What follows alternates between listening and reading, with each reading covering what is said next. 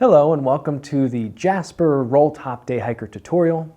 I'm your instructor Jude, and together we're going to be building your next favorite hiking backpack.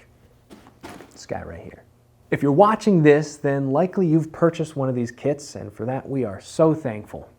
I'm going to be sharing all of my tips and tricks after sewing nearly a dozen of these. Now, if you've stumbled across this because you're searching for an exceptionally well-made YouTube video that will teach you how to go from a complete beginner to a competent sewist, feel free to follow along.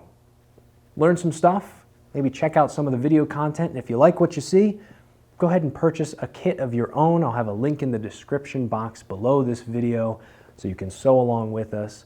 And really get the most out of this course. We would love to see finished products. We'd love to see photos of the build process or videos. Post them in your socials and just tag us JASPR.made so that we can repost them and share them with everybody who follows us. In the next few lessons, we're going to be talking about some of the features of the bag itself. We're going to be talking about some equipment that we recommend and also some general sewing skills that you should have as we jump into this. So yeah, without further ado, let's move forward.